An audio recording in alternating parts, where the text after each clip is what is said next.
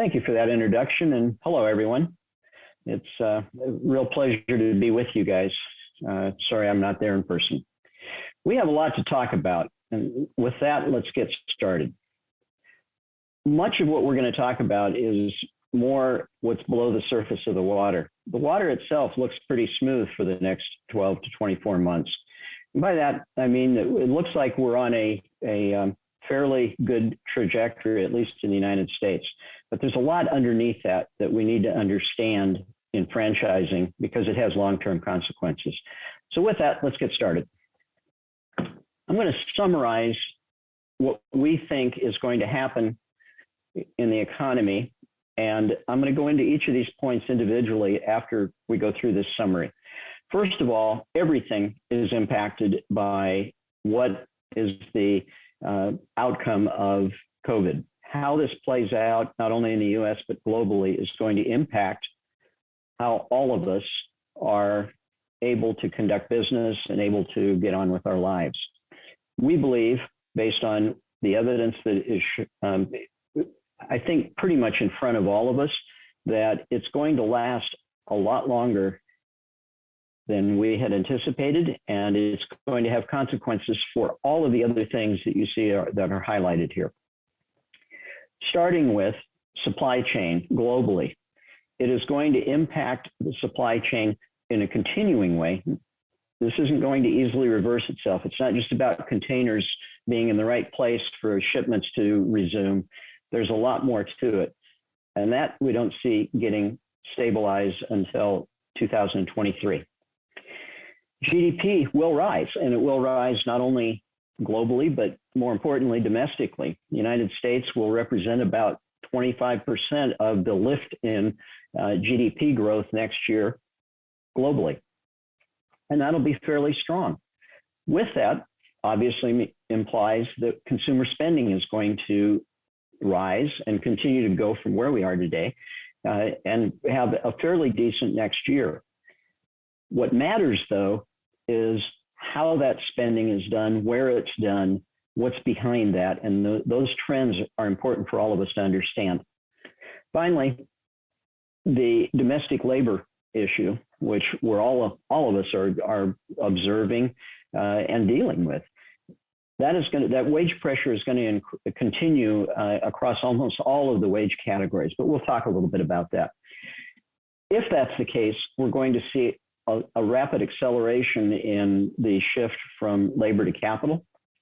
We're already seeing it, but a lot of what I'm talking about here and what we're seeing here was evolutionary. Very few of the things that are changing today were caused by the pandemic and the result of the pandemic. But what it did change is it compressed what was evolutionary across the next 5 or 6 years and pushed that into 18 months.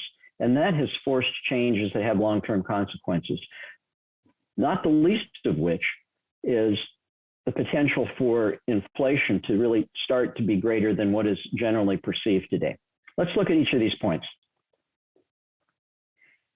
Why aren't we getting our arms around COVID, and why don't we think this is going to be something that's going to be short-term in nature? Well, the obvious answer to that is we're seeing another rise. It's the fourth round of this that we've seen, and it continues to mutate. It continues to be a challenge, but more importantly, we're barely halfway, not even quite halfway, worldwide in the start of vaccines. In other words, that 4.9 billion that have had at least one shot represents less than half of all of the population in the world today. And that is the consequence that we have to pay attention to. Why? Because if you look at Asia, for instance, they're barely a third vaccinated. Where do a lot of manufacturing, a lot of raw materials, a lot of parts, and even a lot of finished goods originate? It's not just about shipment. It's about manufacturing. It's about the plants in Vietnam and in Brazil. It's about in places around the world that have had a very difficult time even getting started with vaccines. And that's going to play out not over the course of the coming months, but over the course of the next couple of years. The implication is we're going to learn to live with it in ways that I think today there's still a feeling that we're getting close to the end and everything should kind of get back to normal. Well, if we're coexisting with it, that normal is going to look different than it did pre-pandemic. GDP forecast worldwide, it's a fairly positive forecast. We are getting off of the bottom. We are getting business back in shape. Consumers are spending.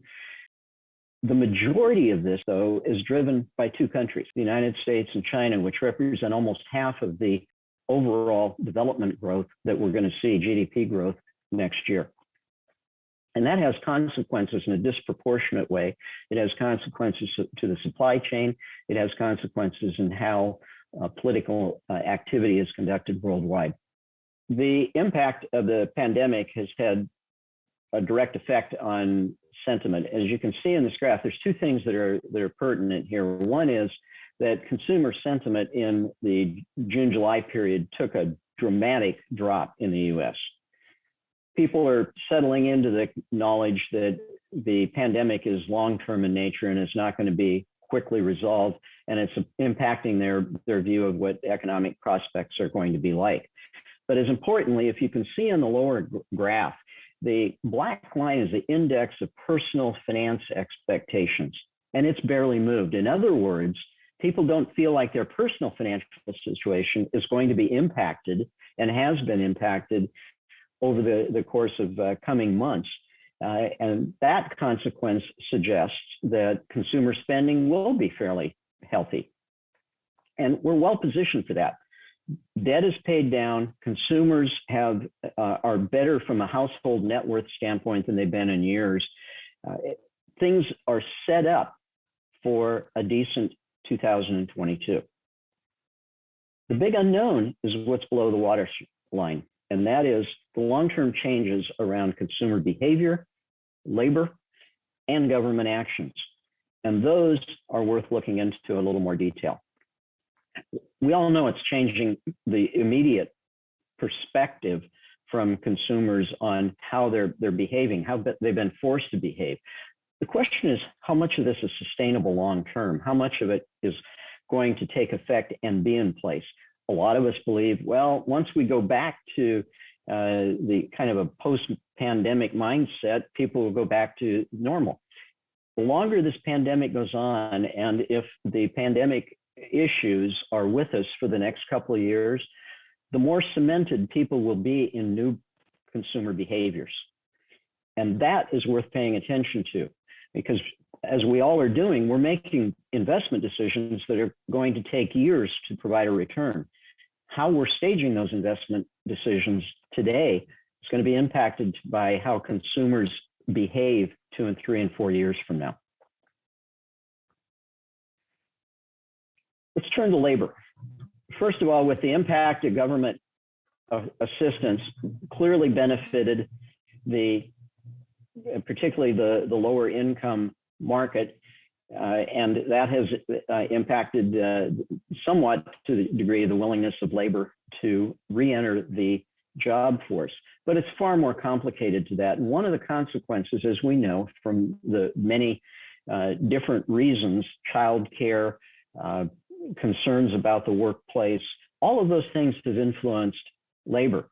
But one of the things that it's done almost across the board has had younger candidates for jobs considering changes in careers, changing in jobs, and that is going to have a more lasting effect as they rethink what they want to do and the kinds of jobs that they're interested in.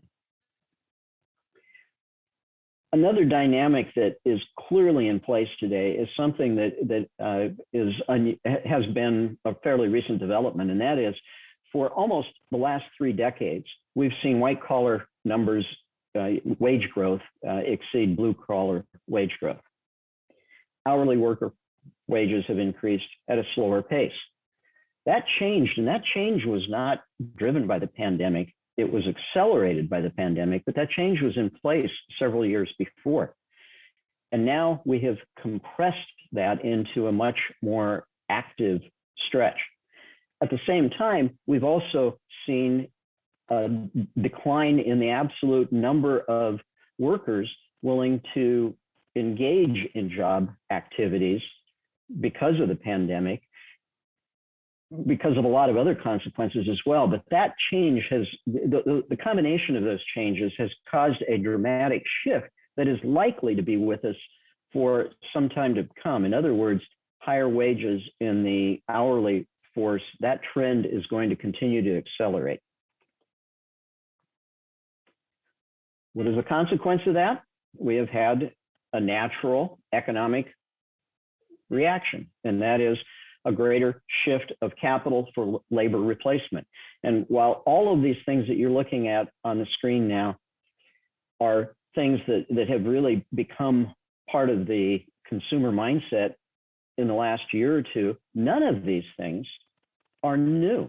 They've been around. The technology hasn't suddenly arrived. Most of this technology was in place many years before the pandemic. It just compressed that evolutionary willingness on the part of consumers to accept this sort of change, and it's compressed it into a much tighter time frame. Because it's compressed, because consumers have been forced into it, and because this is going to continue for some time, the likelihood much of this will stick. And therefore, we are going to see hybrid changes in the way consumers focus their spending habits. Finally, if we look at all of this and say, what are the implications from an economic standpoint going forward? The implication has to be concern about inflation. We simply have a consumer who's coming out of this with a fairly good balance sheet, a willingness to spend, a desire to spend. We have supply chain constraints. We have difficulty in getting business back to business. And the thing that distinguishes the two is price. We have rising prices.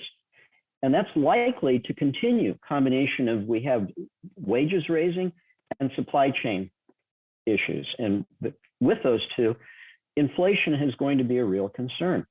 How the Fed has reacted to it, they're already signaling that they're wanting to start tapering. Well, they're still in the expansionary mode, and that's a demand stimulus.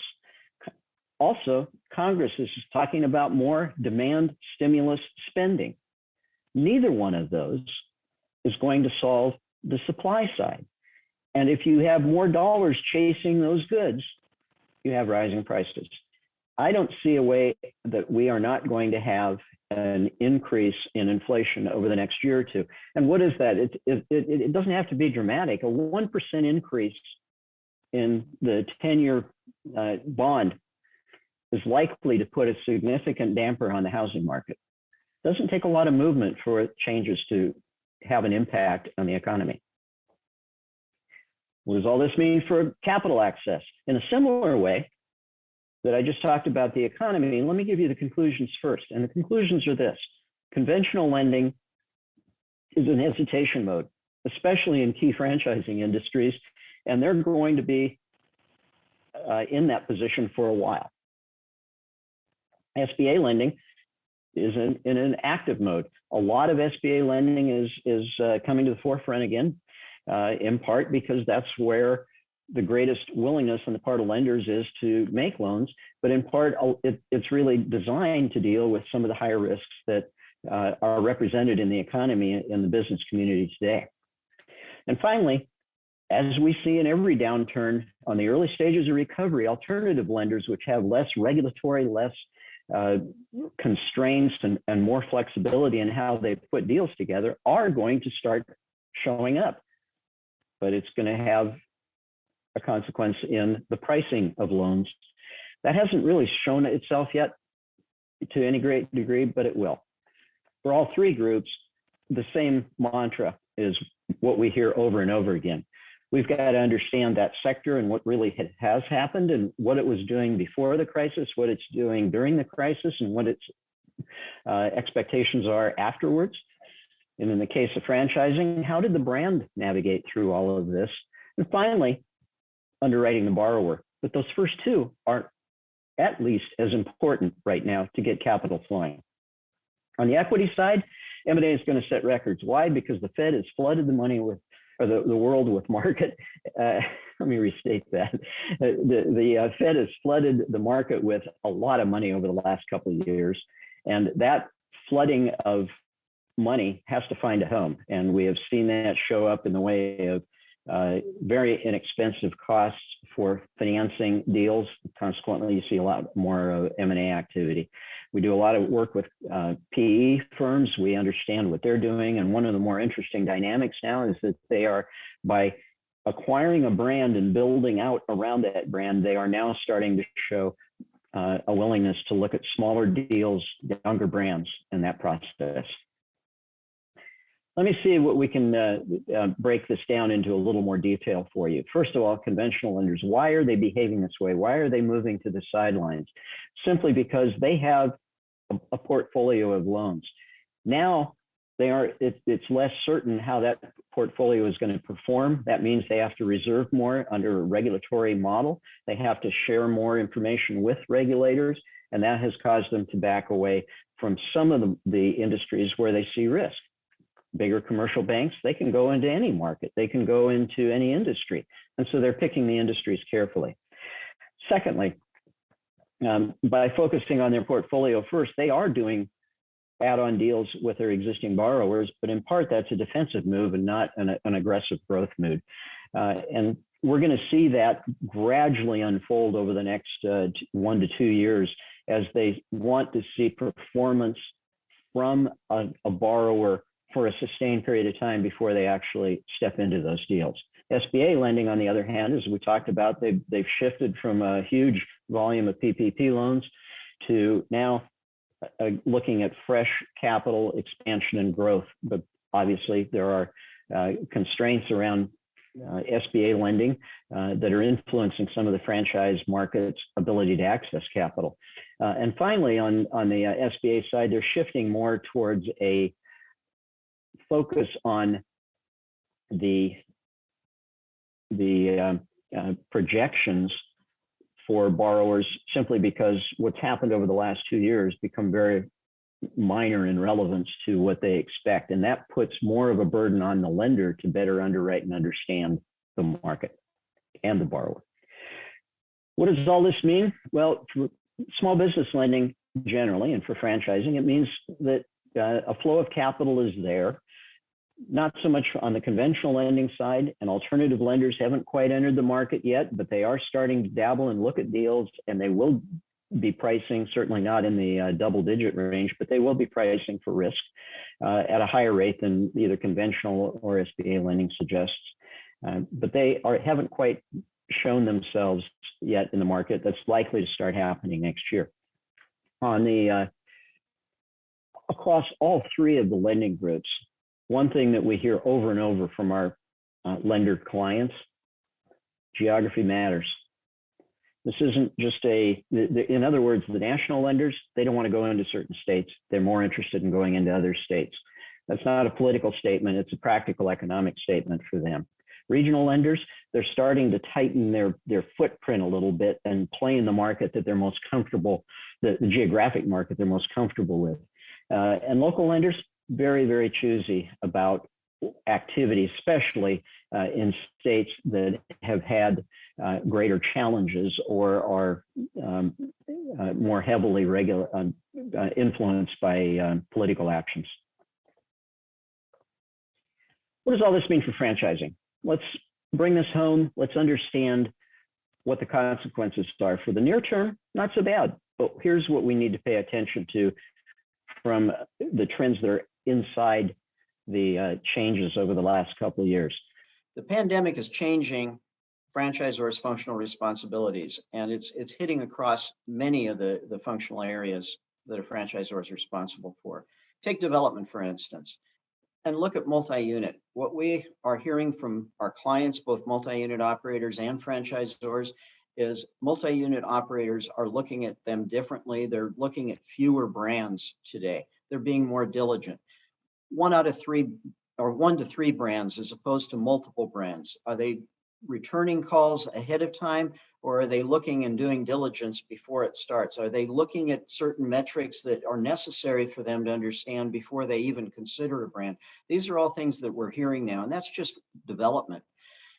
we look at training, we've seen how franchisees have been forced to interact. How much of that going forward will franchisees prefer to do? Operations, technology has replaced in-person visits, of course. How long will this last? Well, will this be in place 2 years from now? There's an efficiency to it, and there's a preference to it. And those two need to line up. The efficiency is clearly there. Is the preference there? I suspect the longer this goes on, the more the preferences will be there. Take another element of operations, and that's supply chain. I spoke earlier about how that's balled up. 88% of small businesses said they've had problem with sourcing. The franchise agreement defines how they source product, what they can and can't buy locally, what they are required to buy. All of those things are subject to change during the pandemic, but what about longer term? As leaders, we need to recognize the difference between what needs to be done just to get through this crisis and what may evolve into a longer term arrangement. Our clients are telling us that some of these best practices that they're employing in the near term may actually be ones that stay long term, and that is changing the business model itself. Marketing, we know how many changes there because of the customer relationship with the franchisee, and that's forced the support to modify considerably. Footprint changes in site selection and unit models. All of these things are coming together in a way that suggests that how franchising comes out of this crisis is going to look very different than how they went into it in the functional areas that they're responsible for. And even at the franchisor-franchisee relationship level, the crisis is causing some of the relationship activities to be reconsidered. And some of it coincides just with history. The FTC rule comes up for modification every 10 years. And there's a meaningful discussion going on right now among IFA, regulators, and franchisors and franchisees about what changes should be done. Should perhaps franchising put information out on a voluntary basis or on a best practice basis that goes beyond the FTC rule? How much flexibility should be built into the operational models to deal with some of the things that I just mentioned? And if all of this is starting to evolve this way, are we entering into a situation where, for many brands, they're going to have what used to be an evolving program to get from where they are to where they want to be and compressed it? And if it's compressed, are we going to end up with bifurcated systems in some fashion? Are these short-term or long-term concerns? Leadership needs to understand the difference, and we're getting a lot of questions today for research that we just didn't even consider a couple of years ago. Financing. Well, the end of government assistance has had a direct impact on franchising. And on that point, I'd like to do a shout out to IFA. A lot of the assistance that went to franchising was the result of political interaction at the front end when those bills were being crafted that allowed franchising to access the PPP and other programs that were being designed. And early on, it was anything but assured that franchising would be a part of that. Conventional financing, you know that we're dealing with constraints. SBA lending, active, but we still have to pay attention to what are the demands for underwriting. Diligence around all of this is going to be changing. And of course, there's the geography that I mentioned earlier. Certainly on the lending side, understanding from a franchisor standpoint what your system's credit profile is going to be a very important part of moving forward. And the reason for that is you have to understand how a lender looks at you and how a lender is looking at you now, which by and large is different than they were just a couple of years ago. Knowing what your fund score is should be a part of almost every franchise brand's or franchisor's activities. Unit consolidation. We know a lot of consolidation is accelerating, and it's a typical consequence whenever you have an economic downturn, a squeezing of operational performance, you tend to see consolidation, and we're seeing that in a number of systems. In fact, we're being asked not infrequently now, how much consolidation is too much? Franchisor wants to manage a system. How should that flow? Should PE capital be infused into their franchise system to a great degree? Is there a line that needs to be drawn on that? We're getting questions today that simply weren't around just a few years ago. Some of it to do with the fact that with any economic downturn, you see consolidation taking place. So it's a natural occurrence. But with all that PPP money, it is, or I'm sorry, private equity money, it is making a difference in how much activity there actually is. From that, we know the bigger getting bigger. You know, early in my investment banking career, there was a lot of diversification efforts being done by corporations, and I was involved in advising many of them as they were diversifying into all kinds of different lines of business. Well, what came out of that by and large was, in many cases, diversification became diversification. Here, we're seeing it play out in a different way. What multi-unit operators often thought they had diversified from one brand to another brand or in a broader geographic footprint in the same brand. And what turned out is they really weren't diversified, especially on the retail side. So now that's changing, and we're seeing how that's evolving, where multi-unit operators are also increasingly becoming multi-unit, multi-brand operators. Hence, we'll coin a new term here, MUMBOs. PE trends, platform companies, I mentioned that earlier. We're seeing franchise or acquisitions by through platforms sponsored by PE companies that they didn't even have interest in so small of brands in the past. And now they're asking us to do diligence on them. We're seeing that trend simply because it's more cost effective for a PE firm if they have a platform to do these add-ons. And we're seeing a lot of that expansion, and it's another form of consolidation that we're seeing in franchising.